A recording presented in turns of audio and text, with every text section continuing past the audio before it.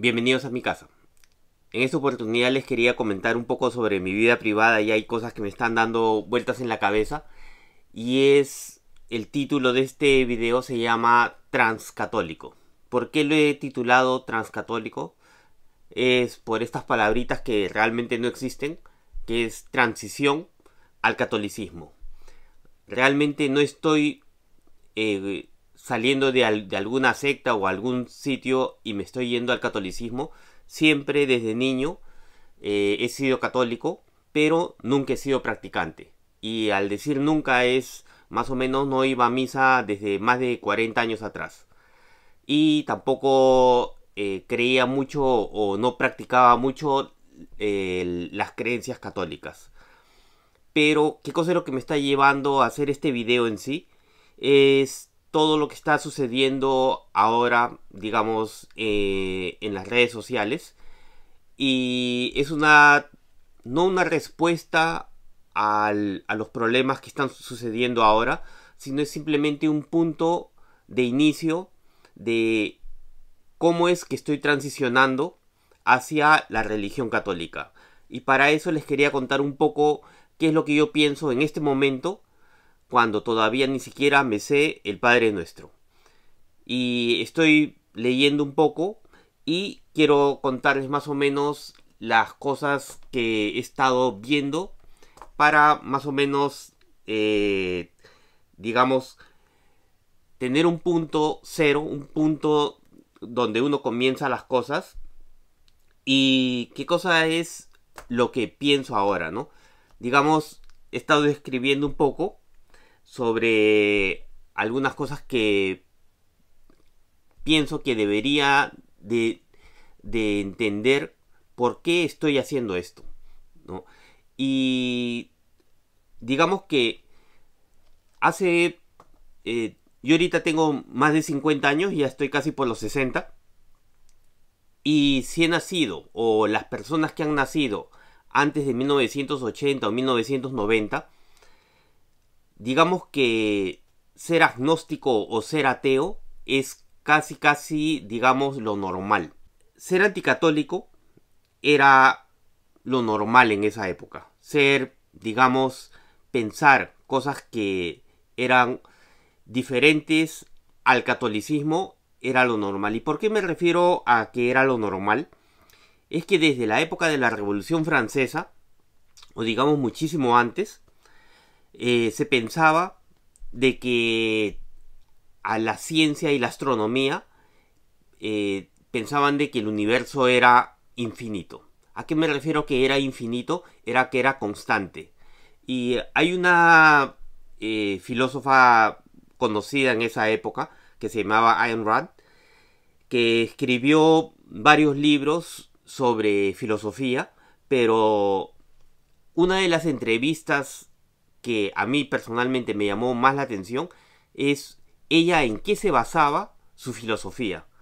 Y ella decía de que la ciencia y la astronomía la respaldaban.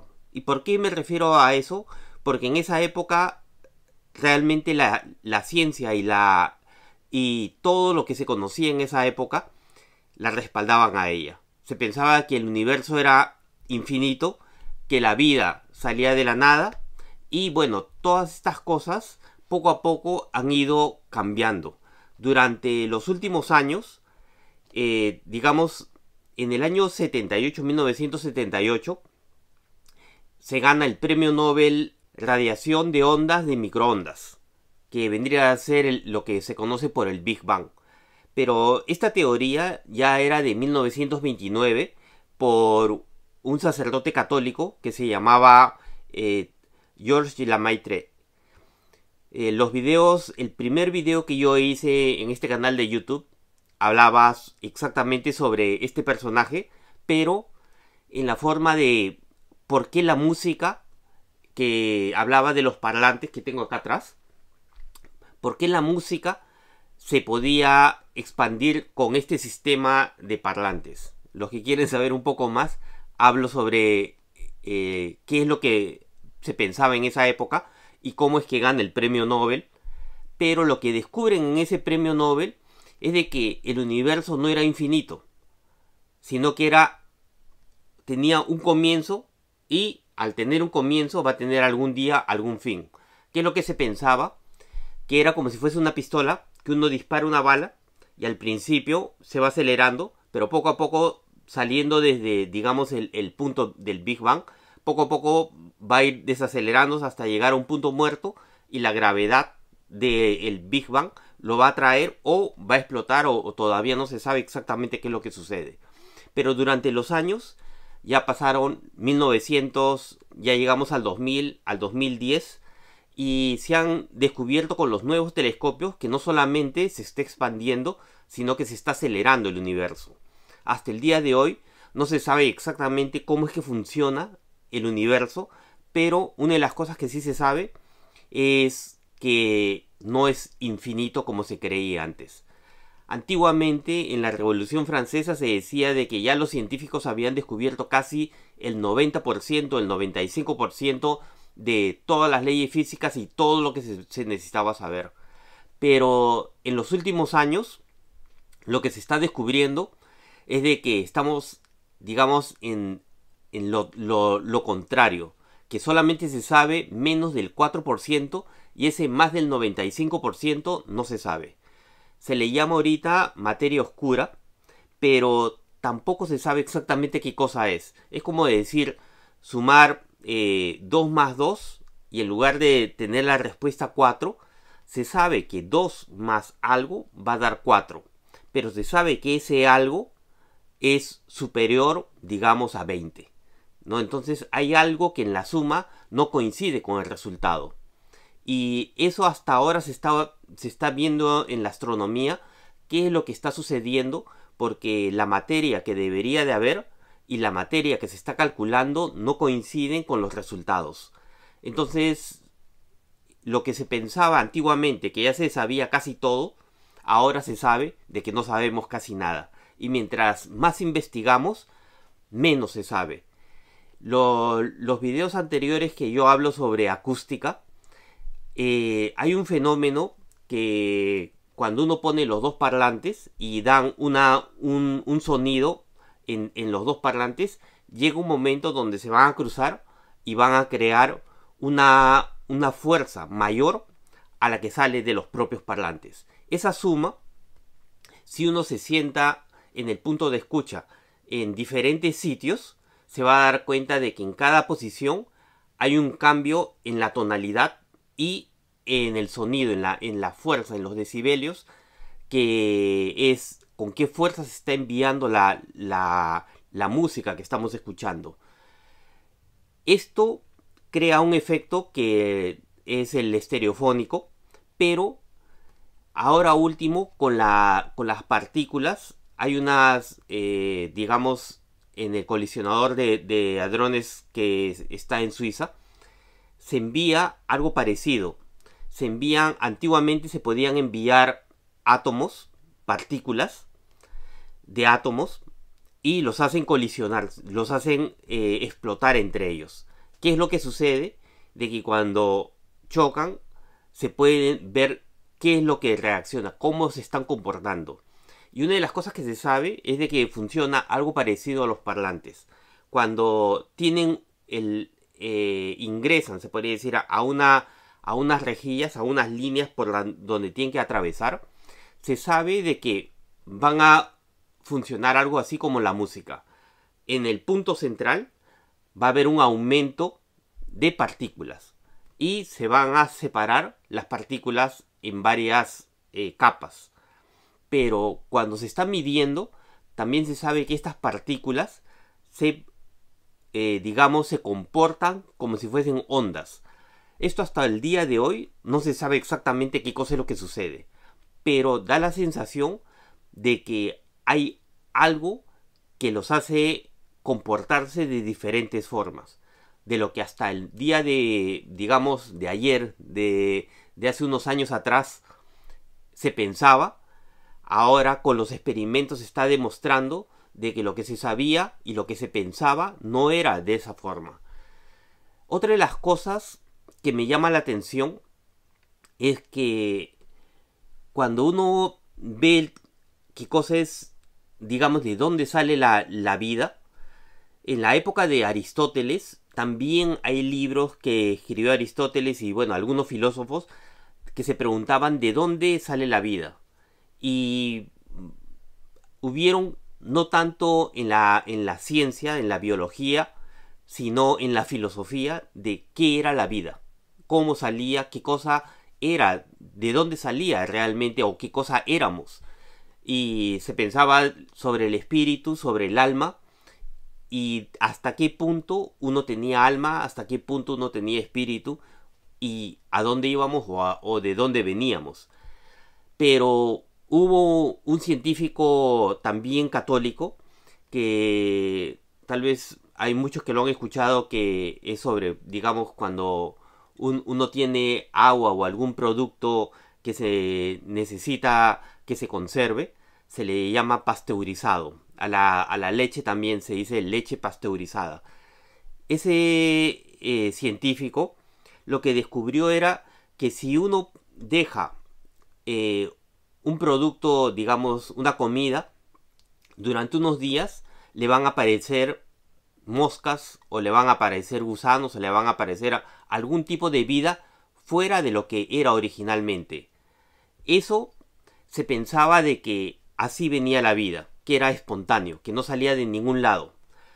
Pero no es de que se descubrió que salía, porque este científico lo que hizo fue simplemente taparlo y ver en qué momento la comida que estaba dentro cambiaba a otro tipo de vida. Y se descubrió de que eso no pasaba. Si uno lo tenía tapado, no iba a aparecer vida. Y se dio cuenta de que no era realmente la comida que salía espontáneamente otra vida, sino que es dentro del aire donde estábamos hay, digamos, bacterias o una mosca que simplemente basta que se pare ahí y pone sus huevos en la comida y van a salir más moscas. ¿Cómo es que se hizo el sistema pasteurizado o qué cosa es lo que él descubrió? Era que simplemente con un tratamiento se podía eliminar todas esas bacterias. Digamos que si uno tiene una computadora, digamos una tableta, y la va desarmando, uno puede descubrir cómo es que se ha formado, cómo es que está hecha y cómo funciona. Se pueden medir los materiales, se puede ver cómo es que está trazado y descubrir el funcionamiento de un aparato. Esto durante siglos se ha hecho para descubrir qué es la vida. En esta teoría, que es la que casi todos los científicos hasta ahora se apoyan, no tiene realmente un apoyo teórico, pero en 1924 el bioquímico ruso Alexander Oparin fue el que dijo que si le dábamos más tiempo a esta teoría podía resultar en vida. ¿Y por qué se pensaba esto? Porque se hicieron, digamos, en laboratorio varias pruebas para ver si salía la vida. Nunca salió. Nunca se pudo demostrar que salía la vida. Lo único que se pudo hacer es que los productos químicos que ya habían se puedan transformar en un producto que podría ser la base de la vida, pero nunca se pudo probar que salía la vida de ahí. En esta época ya estaban haciendo los intentos para ir a la luna. ¿Y qué es lo que se pensaba en esa época? Era que si había agua, había vida. Pero, ¿por qué se pensaba de que si había agua, había vida? Es porque viene desde la antigüedad de que todavía se pensaba de que salía espontáneamente las cosas. Pero hasta el día de hoy no se ha podido demostrar eso. No se sabe de dónde sale realmente. Cuando uno ve las teorías y las respuestas a las teorías que se dicen científicas, hasta el día de hoy no hay ni una que pruebe ni cuál es el principio del universo, ni cuál es el principio de la vida. Pero estas dos teorías, que digamos son las que hasta 1980 se pensaba que la vida salía de la nada y que el universo era infinito, ya en el día de hoy esas ya están refutadas, ya no son teorías válidas. Ya se sabe de que, digamos, Francis Collins, que también es cristiano, es el padre de la genética, ¿no? Y ya se ha demostrado más o menos cómo es, digamos, el funcionamiento de las bacterias, el ADN, el ARN, toda la parte interna de cada molécula.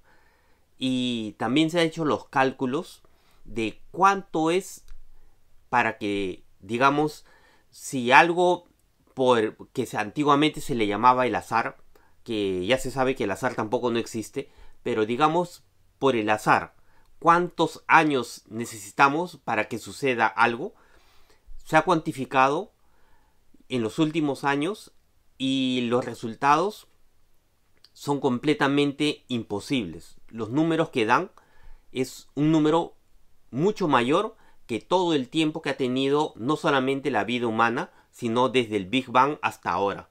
Entonces no hay la posibilidad matemática de que por el azar o por algo así que simplemente se juntó algo y salió la vida, o se juntó algo y salió el universo, ya se sabe de que eso es imposible. Lo que no se sabe es la respuesta. No se sabe por qué.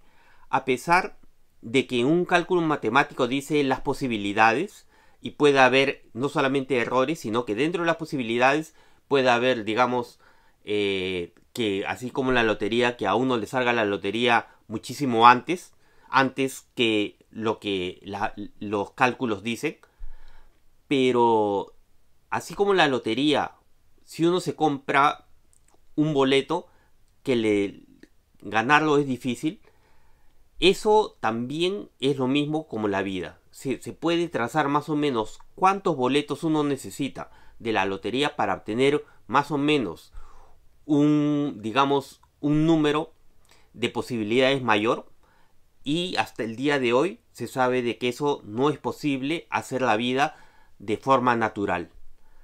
Por eso que pensar de que hay una divinidad cada vez me lleva más a pensar de que el ateísmo y ser agnóstico es algo que me da la sensación de que no es así. He estado leyendo varios libros, no solamente sobre la historia del catolicismo, de la catequesis del catolicismo, y bueno, hasta ahora no me leo toda la Biblia, pero estos últimos 3-4 meses más o menos he estado investigando un poco, y todas las teorías que me llevan son teorías que no hay respuesta. No hay una respuesta directa a lo que, digamos, uno quiere saber. Y muchas veces nos dicen, por ejemplo, que la iglesia y especialmente el catolicismo estuvo en contra de lo que es ciencias.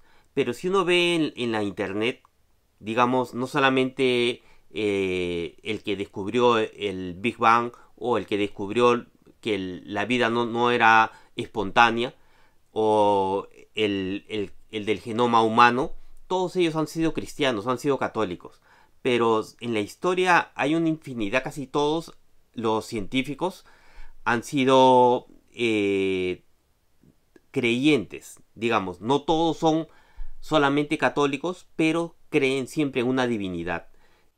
Hay un libro que se llama 100 años de premios Nobel y especifica cuánto es la cantidad de premios Nobel que se han ganado en ciencias, no en letras, en ciencias más del 90%, y según algunos teístas o personas que están llevando la contabilidad, algunos llegan hasta decir hasta el 98% de premios Nobel de la ciencia son personas que creen en Dios.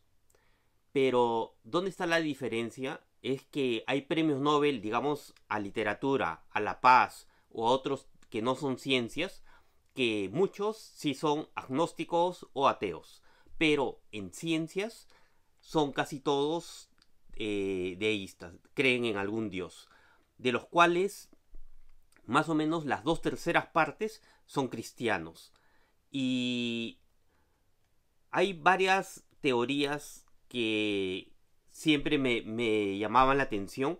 Por ejemplo, en el caso de Galileo Galilei. Galileo Galilei, hay varias historias donde se dice que lo metieron a la hoguera por no creer en lo que decía la Iglesia Católica. Pero si leemos la historia de Galileo Galilei, vemos que él tenía un telescopio, que él no descubrió el telescopio se descubrió en Holanda, pero solamente se hicieron en esa época de 7 telescopios completos y 14 quedaron en, digamos, en lentes. Pero de los telescopios que se hicieron, uno le llegó a manos de Galileo Galilei. Pero no era realmente el telescopio de Galileo Galilei, sino que era de la universidad o de propiedad del Vaticano. Y siempre el Vaticano tiene una parte que es ciencias.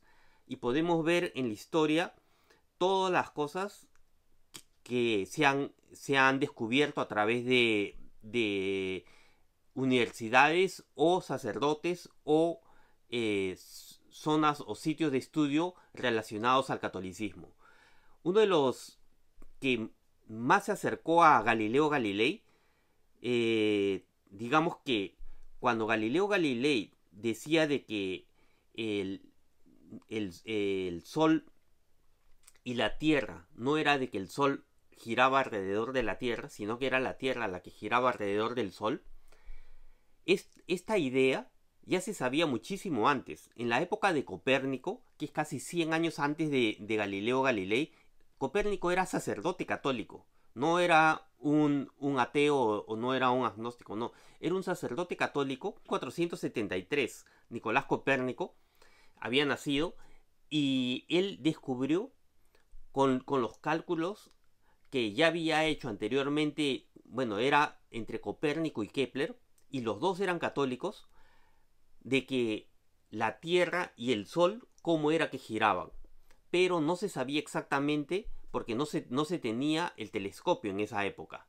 Lo que después de casi 100 años después, Galileo Galilei con el telescopio comprueba que la teoría de Copérnico, hay en algunos países, en Perú normalmente no se utiliza esa expresión, pero se le llama al giro copernicano, ¿no? El giro copernicano es porque Copérnico es el que da la revolución de todo el conocimiento de cómo giraba el universo. Eso Kant es el que pone esa frase, pero eso es la Iglesia Católica y los sacerdotes católicos fueron los que descubrieron que el Sol y la Tierra cómo era que giraban. A pesar de que en esa época todavía no se sabía exactamente cómo era que giraba exactamente hasta que llegó Newton, y después Newton pensó que era de una forma y después digamos que Albert Einstein dijo que parece que era diferente, que hasta el día de hoy tampoco no se sabe cómo es, pero se sabía de que giraba alrededor del Sol. Pero si nos vemos en la Biblia, ¿qué cosa es lo que decía, por ejemplo, en Job 26:7? Lo que está escrito es: Dios extiende el cielo sobre el vacío, sobre la nada tiene suspendida la tierra. Y esto es como funciona hasta el día de hoy. Esto ya se sabía más o menos. Lo de la Biblia es más o menos unos, digamos, 1000 años antes de Cristo. Y digamos, en la época de Grecia, en la época dorada, en la época donde estaba Eratóstenes, estaba Tales de Mileto y todos ellos, es más o menos un promedio entre 600 a 400 años antes de Cristo. Pero esto que está escrito en la Biblia es más o menos un promedio de 1000 años antes de Cristo. Entonces ya se sabía desde esa época, ¿no?, cómo más o menos era el universo, o por lo menos se pensaba cómo era el universo. Y es por eso que la Iglesia Católica nunca fue en contra de Galileo Galilei por las ideas que él pensaba de la astronomía. Pero una de las cosas que siempre se dice es de que en el juicio al final él dice, pero igual gira, ¿no? Que en italiano vendría a ser algo como e por si muove, que es que cuando lo están llevando, se supone a la hoguera, que nunca lo quemaron a Galileo, ¿no? Se le decía de que antes de llevarlo, él pronuncia esa frase. Pero esta frase no es de Galileo Galilei. Esta frase es 200 años después de Galileo Galilei, que lo hace Baretti. Baretti es un poeta satírico que en forma de burla escribe eso sobre el juicio de Galileo Galilei, pero no es una frase de Galileo Galilei. Y al final, Galileo Galilei, ¿en qué época estaba? Era en la época donde los papas, era la época de los Medici. Después hablaré sobre los Medici, pero solamente para decirles, esta época de esta familia Medici, hay muchas teorías de que se dice de que no era... Medici significa médicos, no, pero ellos nunca fueron médicos, sino fueron de la usura. Eran más banqueros que médicos. Pero después les hablaré un poco sobre esta familia que llegaron a ser papas. Pero era una época donde llegar a ser papa no quiere decir, muchos de nosotros tenemos la idea de que el papa es como casi llegar a ser un santo. Pero si nos vemos en la lista de todos los papas, sí hay papas que tienen ese san y tienen el nombre del papa. Pero nos vamos a dar cuenta de que en la época de los Medici o los días de hoy, los papas no tienen ese el san, que vendría a ser como decir el papa es santo. No. Solamente los primeros papas se les considera santos y mártires. El papa o el papado vendría a ser, era simplemente una persona, un obispo de, digamos, de un rango alto, pero alto me refiero a que sabía más o menos la historia de la iglesia y se le podía dar un cargo. Porque en esa época, si vemos cómo era cuando Cristo muere, hasta más o menos los primeros 100, 200, 300 años, todo fue, digamos, persecuciones a los cristianos. Y no hubo una época donde los cristianos se podían mover con facilidad. Si leemos en la Biblia las cartas de los Hechos de los Apóstoles o cómo se podía viajar los apóstoles de un lado a otro, vemos que los perseguidores de los cristianos eran los judíos, no eran los romanos. Entonces ellos se van más hacia el lado de Roma porque eran más seguros. Pero llega un momento donde los romanos y los judíos empiezan a perseguir también a los cristianos. Y llega un punto que fue en el año 67, en la época de Nerón, que da la orden de apresar a todos los cristianos y llevarlos al circo romano. Esa disposición se llama Institutum Neronianum o algo así, que vendría a ser la disposición de Nerón, ¿no? ¿Qué decía la disposición de Nerón? Decía algo de ut Christiani non sin, que vendría a ser algo como no debe existir los cristianos. Si uno lee la Biblia en la parte de Hechos de los Apóstoles, hay una iglesia que se llamaba la iglesia de Antioquía, que en la Biblia dice de que ahí en Antioquía se le puso el nombre de cristianos. Y todos los que seguían a Cristo se llamaban cristianos. Pero con esta disposición del año 67, si tú te llamabas cristiano, simplemente eras condenado a muerte. Y pasaron los años, más o menos unos 20, 30 años después, y en la misma ciudad donde se le puso el nombre de cristianos, hay un sacerdote que se llama San Ignacio de Antioquía, que le puso el nombre de católicos. A los mismos cristianos se los cambió a católicos. ¿Y por qué católicos? Uno, porque ya podías caminar con más facilidad En esa época el Imperio Romano no es solamente Roma, sino que era casi todo lo que es Europa y casi todo lo que es Constantinopla, Jerusalén, bueno, lo que ahorita vendría a ser Israel, Palestina, Egipto, y la parte de abajo vendría a ser la parte del norte de África, la parte de Asia, porque Asia se llamaba, en la época romana, la provincia de Asia era lo que ahorita nosotros llamamos Turquía, Jerusalén, Palestina, todo esa zona, Siria, todo eso era Asia. No es lo que nosotros ahorita hablamos de Asia, que yo vivo ahorita en Japón. No me refiero a eso, sino que a esa parte se le llamaba Asia. Y todo cómo van persiguiendo a los cristianos, llega un punto donde hay una lucha entre el emperador, que era, digamos, de la zona de Asia, y la zona de Europa, vendría a ser. Y en esa época se pelearon los dos emperadores. Uno entró, digamos, por África, llegando a Roma, y el otro estaba en Roma. ¿Quién era? Era en la época de Constantino. Y se dice, según la tradición, de que justo el ejército de Constantino, a pesar de que había estado persiguiendo a los cristianos, lo que hace es, digamos, hay un puente que se llama el puente Tíber, que es antes de llegar a Roma, donde se iban a encontrar y iba a ser la batalla principal. Y un día antes tienen, como decir, una visión, un sueño, donde si le ponían a los escudos tal vez cuando uno va a misa se da cuenta de que los curas tienen como si fuese una X y una P. Eso era el símbolo de los cristianos.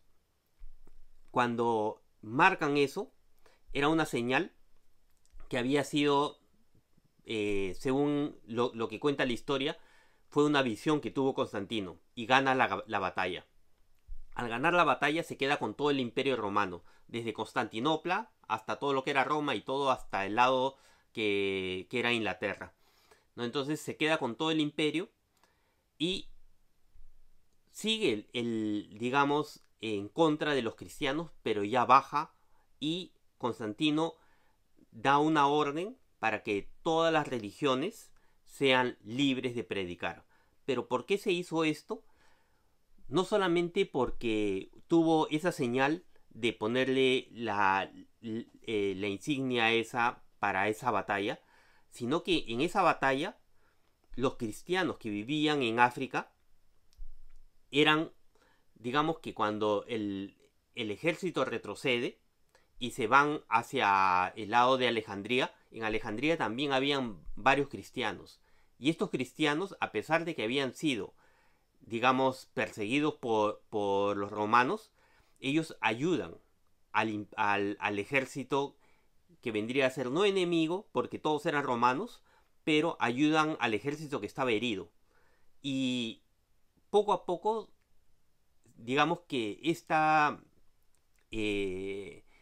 forma de ser de los cristianos se hizo famosa, que decía de que por más que mates a uno, se convierte en dos, ¿no? Entonces poco a poco los cristianos se van haciendo más y más. Voy a hablar en los siguientes videos sobre los primeros años que estoy leyendo la historia del catolicismo, y más o menos mostrarles cómo fue la persecución de los primeros cristianos y por qué no me he hecho protestante. No, los protestantes tienen una idea de una historia a partir de ahora, pero no lo ven de cómo ha sido la época de las persecuciones a los cristianos o la época en la que Cristo vivía.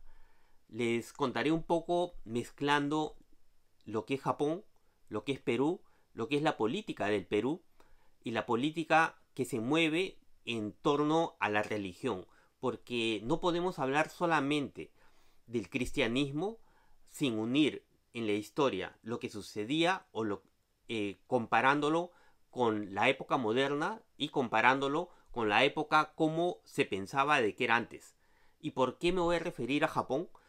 Porque si uno ve el hebreo, si uno ve el griego o el arameo, son lenguajes que el arameo ya es casi una lengua muerta, pero son vocabularios pequeños. Si uno ve el diccionario en español, ahorita lo he ido a ver, más o menos son en español un promedio de más de entre 100.000 a 150.000 palabras que existen en el idioma español. Más bueno, las palabras que ya ahora se utilizan en el inglés también. Pero, por ejemplo, en el idioma japonés es menos de la mitad. Y en los idiomas antiguos también se considera de que es más o menos un parecido al japonés, que son idiomas, digamos, que no tienen muchas palabras. Una palabra significa un montón de cosas. Digamos, en japonés, simplemente una palabra, digamos, en japonés kakeru, ¿no? Si uno lo busca en el diccionario, tiene una infinidad de significados y depende de la oración cómo se va a interpretar esa palabra. Y ese es uno de los problemas con el griego, con el arameo y con el hebreo. Porque hay una palabra que significa varias cosas, pero cuando uno lo traduce al idioma, especialmente al español, que es uno de los más ricos, que tiene más palabras, tenemos palabras para cada cosa, mientras que en japonés, digamos, hay una... en japonés, en la Biblia se habla mucho sobre palabras, por ejemplo, de Pedro. Pedro, cuando Cristo le dice que él va a ser la base, que él va a ser la piedra para que sea la base de su iglesia, normalmente uno piensa literalmente qué cosa es lo que está escrito en la Biblia, pero si uno lo ve en el idioma japonés o en idiomas, digamos, griegos o arameo o hebreo, uno se va a dar cuenta de que una palabra tiene un montón de significados. No es solamente uno. Pero uno se tiene que entender más o menos que Cristo, empezando, era hijo de un carpintero. Y entonces uno tiene que entender, por ejemplo, en mi casa, en la parte de aquí atrás, tal vez no se ve bien, pero hay un palo que es la columna con la que se va a fundamentar la casa. Los fundamentos de la casa, que vienen a estar alrededor de todas las paredes, en la parte de abajo se hacen los cimientos. Ese es el cimiento de la casa. Pero el fundamento de la casa viene a ser esa columna. ¿Qué cosa me refiero a eso? Que digamos, yo tengo una casa y la voy a construir y hago el plano. Aquí en Japón, los planos, no, cuando uno lo ve, van a estar siempre viendo al sur. El plano se ve hacia el sur y empieza las letras y, digamos, tiene un silabario. Ese silabario es un silabario que no es como decir A, B, C, D, F, G o en lo que vendría a ser en japonés Akasatana, no, sino que es un poema. Y dependiendo las palabras, el primer fonema de ese poema es con el que se construye la casa. Entonces las casas están con ese poema escrito y con los números escritos. ¿Y cuál es el punto de referencia? Es eso. Esta es la base. Sobre esto se mide todo. Entonces digamos que hacia la derecha, a la izquierda, hacia atrás, adelante, ¿qué es hacia atrás o hacia adelante? Es todo dependiendo en relación a ese poste. Y van a ver que cuando se hacen las casas aquí en Japón, vienen digamos, los monjes para celebrar la construcción de la casa. Y esa casa se va a celebrar en la primera piedra. Pero esa primera piedra es ese poste. ¿Dónde va a ir? Porque eso va a ser donde se va a fundamentar toda la casa. Sobre eso se va a fundamentar los cimientos. No es, digamos, en las casas, digamos en Perú, se hacen los cimientos y no existe ese poste fundamental. Entonces, a veces nosotros pensamos que nuestras casas las comparamos con lo que decía Pedro o con lo que decía Cristo a Pedro, pero si lo vemos de la parte de lo que es, digamos, carpintería, y una carpintería tradicional como es la japonesa, nos vamos a dar cuenta de que todo se construye desde ese poste fundamental y sobre ese punto se va a construir todos los cimientos. Entonces es lo contrario a lo que se piensa, digamos, en Occidente, que se hace los cimientos con un plano donde te va a decir desde la calle entran tantos metros y de ahí se va a medir la casa. Aquí en Japón no es así. Aquí en Japón, empezando, la urbanización viene a ser casi, tal vez no tenga ni 200 años. En 1900 empieza casi digamos, el boom, la crecida de la economía japonesa, pero unos años antes Japón era un país feudal, era un país donde todavía estaban los samuráis y donde las carreteras, las pistas, no había realmente una medida que diga de aquí a tantos metros empieza tu casa.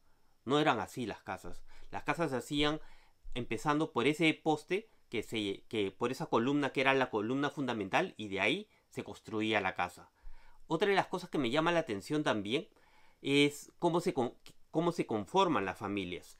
Las familias feudales, aquí en Japón, donde yo vivo, es un pueblo chiquito. Y alrededor mío, casi todos tienen el mismo nombre.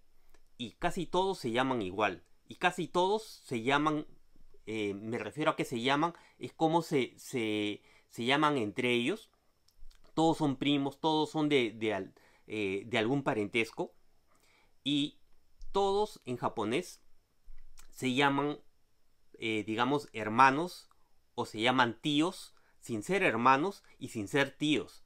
Es una forma de expresarse, porque cuando uno ve cómo se escribe los caracteres japoneses, uno se va a dar cuenta de que es como decir, ¿quién soy yo? Yo soy el segundo del señor tal que vive en tal sitio. Y así más o menos se va haciendo ese árbol genealógico, porque más interesa dónde has nacido que quién es tu mamá y quién es tu papá. Porque en la antigüedad, para nosotros tal vez nos parece raro ahora, pero por ejemplo en Perú, en los años 80, en 1980, en la serranía, en los Andes peruanos, en las alturas, el 80% de niños que nacían morían. Solamente podían sobrevivir un 20% de niños. Y eso estoy hablando de 1980. En Japón, la natalidad era algo parecido en la época feudal.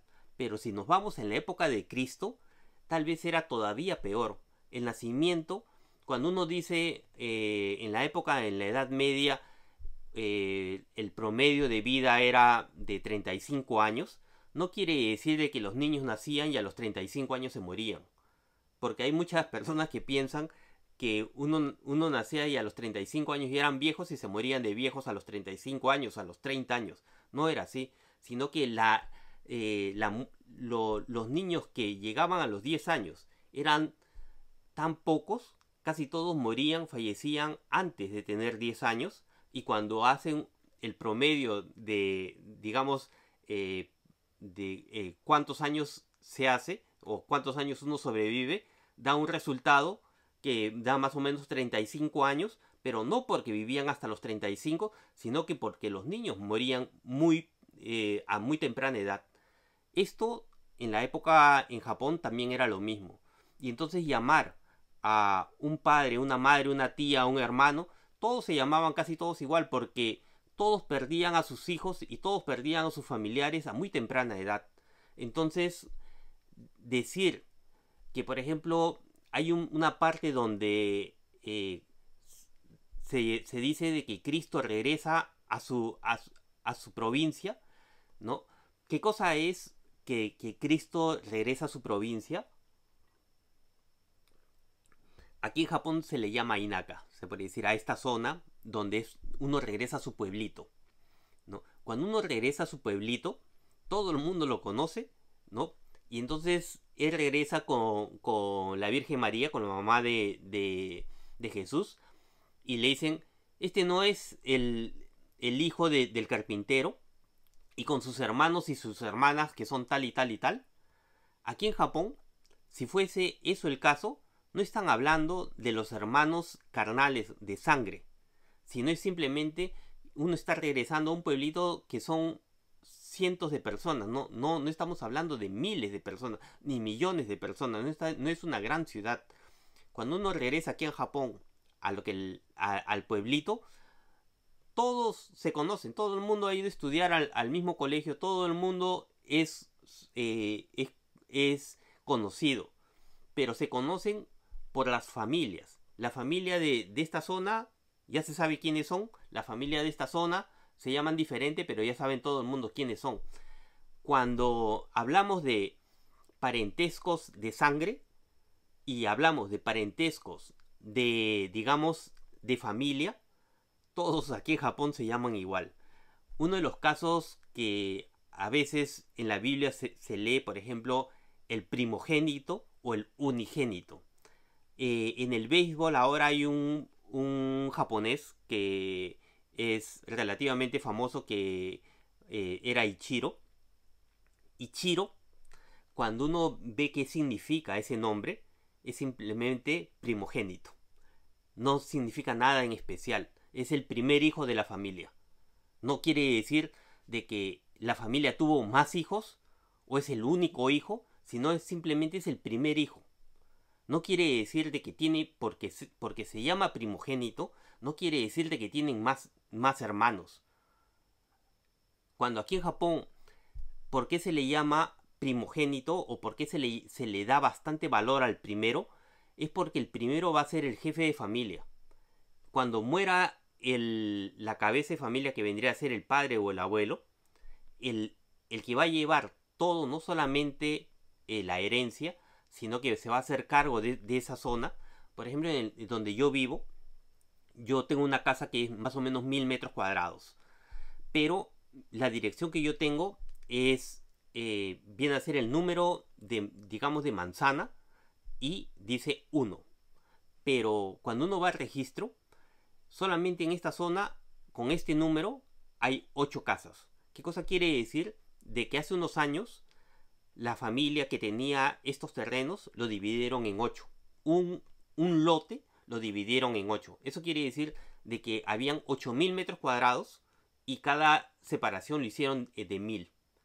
Y estos 1000, la vecina le toca una casa que está dentro de los terrenos. Digamos que la salida de la casa de la vecina tiene que salir por una calle común, que es una calle común privada, que no es de la municipalidad, no es del estado, sino que entre todos los hermanos o los que se repartieron estos terrenos llegaron a ser una calle común. En el caso de mi casa, no, mi casa queda en una esquina, pero a lo que voy es que cómo es que se repartían las cosas y cómo es que la importancia del primogénito era porque llevaba la herencia de la familia. Y en esa época no se repartían las casas entre 8 o digamos entre los hermanos. Se conservaba todo el terreno completo. Esto de separarse o dividirlo son leyes modernas que más o menos después de la Segunda Guerra Mundial, cuando llegaron los americanos, dieron esas leyes de cómo repartir los terrenos, porque llegó la reforma agraria aquí en Japón, pero de una forma diferente. Aquí en Japón, por ejemplo en Perú, era obligatorio, o se puede decir, ni siquiera era obligatorio, sino que el Estado te quitaba tus terrenos. Aquí en Japón, cuando vinieron los americanos, hicieron la reforma agraria, no les quitaban el terreno, sino que les obligaban a vender si había un comprador. Y entonces, ¿qué cosa hicieron los japoneses? Como los terratenientes, las personas que tenían bastantes terrenos, no podían tener todo y había alguien que lo quería, entonces simplemente se reunían entre la familia y entre ellos se lo dividían para no tener el problema con la ley. Pero no, hasta antes de la Segunda Guerra Mundial, todos los terrenos se conservaban como si fuese de la familia. No había división entre las personas. Esto, en la época de Cristo, yo supongo que debe de ser algo muy parecido. No es de que los terrenos se estaban dividiendo entre hermanos y hermanos y salía la nueva generación y otra vez partirlos y la nueva generación otra vez partirlos. No era así. Todo el mundo tenía solamente conservar los terrenos y por eso que los nombres no eran importantes. Aquí los nombres, los apellidos, es más o menos de finales de 1800. En la era Meiji, en la época donde Japón se abre hacia, digamos, el mundo, la gente no tenía apellidos, no tenía nombres. Todo el mundo se llamaba casi igual. Simplemente cuando uno ve los nombres japoneses, si tiene un palito que vendría a ser uno, es el hijo mayor. Y si tiene dos, normalmente es el segundo hijo. Y si tiene tres, es el tercer hijo. Los nombres eran bien simples porque no interesaba el nombre. Cuando uno ve en la Biblia, hay un montón de nombres que todo el mundo se llama María, todo el mundo se llama Jacobo, todo el mundo se llama... Todos son iguales porque no hay realmente la importancia de ese nombre. Cuando uno sale afuera, que era muy poco, digamos que cuando Cristo viaja a Jerusalén, le llaman el Nazareno porque él había estado viviendo en Nazaret. Pero no quiere decir de que ese nombre Jesús era súper especial de él nada más. Supongo que en esa época habrían muchas personas que se llamaban igual, pero lo diferenciaban a él porque él venía de esa provincia o de esa zona. Cuando él regresa a donde él vivía, ya todo el mundo lo conocía. Todo el mundo, porque nosotros tenemos la idea de que son grandes ciudades. Hasta el día de hoy, Israel es un país donde tiene pocos habitantes, pero si lo vemos en la época de Cristo, yo supongo que solamente habían poquísimos habitantes, que no eran de miles de habitantes, sino de cientos de habitantes, donde todos se conocían y no había realmente una necesidad de tener un nombre en sí. Eso de llamarlo, porque cuando él regresa a su pueblito, lo llamen, tú eres el hermano, tu hermano es tal y tal y tal, no quiere decir de que sea hermanos de sangre. Cuando dice Pedro, o dice Cristo a Pedro, que eres la piedra, quiere decir cómo están construidas las casas y cómo está distribuido las casas. Hay muchas cosas que uno puede hacer el paralelismo con Japón, no solamente en la forma de expresarse, en la cantidad de palabras que tiene el español contra el japonés y cómo es que el japonés esté escrito. Yo supongo de que en esa época era algo muy parecido a lo que se vive aquí en Japón, que son en provincias, pueblos pequeños, donde todos se llaman casi igual y donde todos se llaman entre ellos hermanos, donde todos se juntan porque salen de una misma familia. Y todos tienen que conservar eso, la familia. Bueno, en los siguientes videos les contaré un poco más sobre la persecución a los cristianos y un poco de las cosas que voy aprendiendo y voy leyendo. Pero esto es lo que les quería comentar en esta parte del video de por qué me estoy haciendo cristiano. Chao.